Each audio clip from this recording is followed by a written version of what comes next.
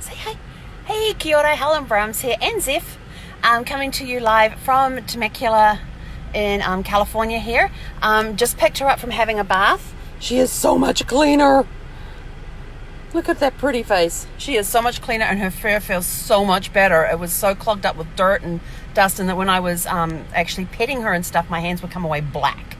But being exhausted, she seems to think that the early morning hours, just because it's past midnight, means it's time to go out. So we start whining. Let's see, we did 2 o'clock. Let's see, when did we start? 1 o'clock, 3 o'clock, and another one at 4 o'clock. Oh, I don't even remember now. But we went out 3 times in the middle of the night. The last time was around 4:30. That she woke me up and insisted on going out, and just as well she did, because each time she's gone out, she's been having problems with the digestive system, and so we've had no more accidents in the RV, which is awesome. And she would whine and all of that sort of stuff, so I'd get her on the leash, take her outside, and within 5 minutes she was done, but then she had to go sniff everything. The last time we were out, oh my gosh, there were all these animal sounds. We could hear this owl hooting away, then we could hear something scratching up in the trees and stuff, and then there was this really weird cat meow type of sound, and I was sort of like, yeah, come on, Zeph, we're getting inside. I wasn't sure what the heck was out there. So we got back inside, and then, of course, she started again at, oh God, what time? 6:30 this morning? It was almost 7. It was almost 7 o'clock this morning. She started again, so took her out. We walked for a mile this morning. Had to quickly throw some clothes on, walk for a mile, came back, and I said, right, breakfast time. I'm having breakfast. And then I went and had a shower and all of that, and she actually conked herself out and just laid on a bed and slept on the couch. She did not want to go back in the crate each time, but I don't trust her enough to leave her running around the RV at night. Especially with the stairs there, she could easily tumble down if she doesn't see them. Yeah, so she would go, so we'll get back, she'll jump up on the couch and go lay down on her bed and go to sleep. And I'm so like, yeah, no, crate. We're not having any of this. And then I'll put her in the crate, she'll start whining, and I go, no, we're not doing this. And so she's slowly learning. We've started working on some commands and stuff, doing some clicker training with her, but we're going to start that in earnest tomorrow. I was so glad to get her a bath. We've been out and about on adventures today and just driving around, seeing how she does in the car, and she's been fine. She starts whining at first, but then she does this, as you can see. She's got herself conked out back there. She actually did really the weirdest thing. I tell you, the weirdest thing. We're there and waiting in the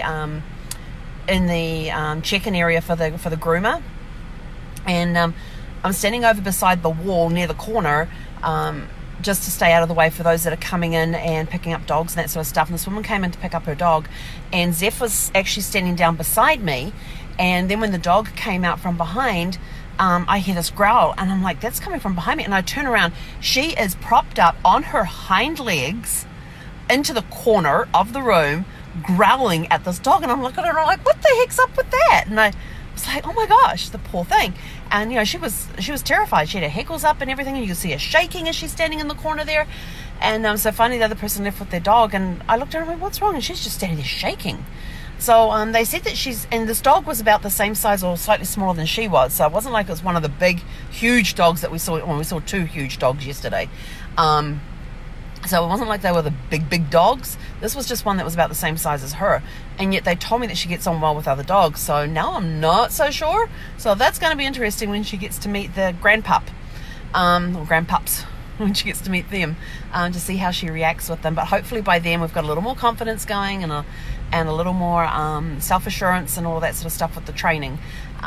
But it's been a great day, and she's basically slept the entire day. I mean, when we're in the car, she just lays down and sleeps. And I'm like, it's almost like her whole body clock is back to front. Just let me sleep. I really don't go for walks during the day. But we've been for a few walks already today. I think we're up to 2 miles. And we'll do another big walk when we get back to the campsite before it gets totally dark. Because last night when we went out to do our big walk last night, it was only like 6:30, but it was as scary as crap out there. It was dark. And of course the campground's basically empty. The more RVs around us left today, and I think when I left this morning, or when we left to come out, I could count 4 that I could see from my RV within spitting distance of me. And there were more, but they had already left. So it's going to be even more deserted by the time I get back. But this place packs out on the weekends. Friday night the place was almost a full house. Saturday night there were still more cars, more RVs coming in. So they really get busy on the weekends.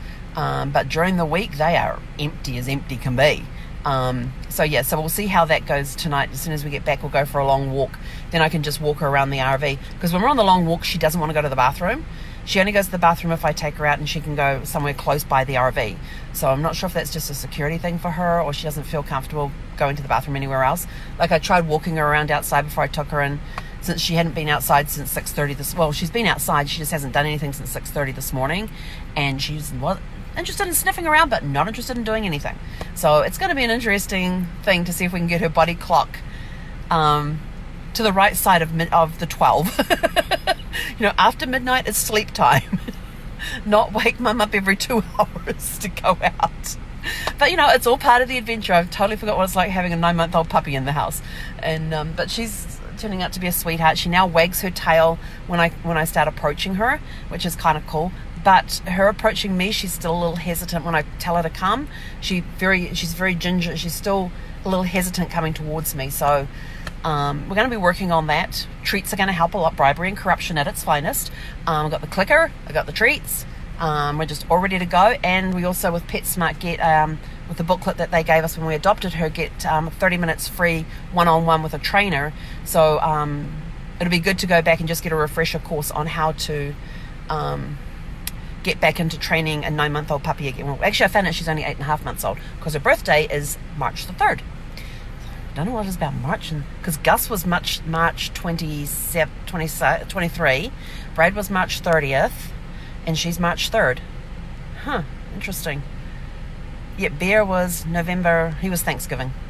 They knew he was sometime in November, so they just made his birthday Thanksgiving, even though it moved every year. But so there she is back there, conked out already. But they said she did really, really well with the bath. She did not like the dryer, did not like that at all, so they actually towel dried her and then brushed her out. But they introduced her to the Dremel and gave her nails just a very quick trim. They said they were at good length already, but we just wanted to get her used to the Dremel that they use for filing their nails down and that sort of stuff. So, but she says otherwise she did great. She's a little sweetheart. And even though I was calling her when she was bringing her out, she did not want to move. She sat herself down in that doorway right at the back and didn't want to come forward. So Melissa had to pick her up and carry her up front. But then once I got her on the other side of the barrier and we got out of the door, she was like, let me get out of the shop. And so no, we got to go to the cashier first. But as soon as we're done with the cashier, she's like leading me out. She's like, I want to get out of here. Get me out of here. I don't like this place. So yeah, she's kind of funny going into PetSmart. Whenever we turn up here, she's sort of like, no, I don't want to go in. I think she's scared I'm going to leave her here or something. But we have to come back Wednesday, because Wednesday night at 6 o'clock we have the vet. So we'll get everything checked out, taken care of, get her microchipped and all that sort of stuff. And before I leave this parking space, her microchip will be fully registered. I'm determined to make sure that happens. So that's it from me. I got a little bit of work done today because I actually ended up having less than an hour while she was getting groomed. So I got a little bit of work done, not as much as I wanted to, but maybe we'll find somewhere to park tomorrow. I know I just can't wait till Thursday when I'm in a place that has internet. Oh, this is driving me nuts, having to go find places to connect and everything else. So I'm looking at boosters for the cell phone service because and I have AT&T for the hotspot as well as my phone. So I'm looking at boosters to see what they would cost and reading up on a lot of reviews. And it's sort of like, this is just like tech stuff over my head. If it was Brad, he would have had one picked out and already installed and everything else. He was my technical guru. And so I'm having to figure out this stuff by myself.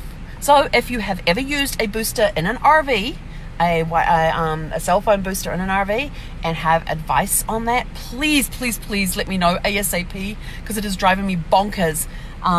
Today I had to go up to by the reception area to do a connect with somebody in Polka Dots, and we were trying to do the video on the Facebook because Zoom was not going to work, and we couldn't even do that. We had to switch to voice, and then it cut us out like almost towards the end of our time. So yeah, I desperately need a Wi-Fi booster. I get 1 bar in the RV, and if I hold the phone in the exact spot on above the couch, and it's got to be like in the mid-air at a certain point below the cabinet and above the couch, I might get 2 bars. Yeah, it's driving me bonkers not having internet and having to go find it. And of course, now that I have her, I have to find out, if I go somewhere, it has to be a place that's pet friendly where I can have her laying down next to me, because I don't want to leave her cooped up in the RV at the moment by herself, even though she would be in the crate. It would just drive her bonkers. Yeah. So anyway, if you know somebody who, if you yourself have used a cell phone booster in an RV or a car, it needs to be a mobile cell phone booster. So in a car, in an RV, in a truck, please let me know what you used, how you found it, everything else. Totally need that information. Or if you know someone who has one, I need to talk to them ASAP, because I got to get this sorted out. I'm going to be hitting the road end of January, beginning of February, and I'm going to be on the move for like 3 to 4 months. So I need to get that sorted out before I leave. So any help in that area would be greatly, greatly appreciated. Okay, go have a super fantastic sparkling evening, and we will catch you guys tomorrow. He konera. Say bye, Zeffy. Nope, she's out.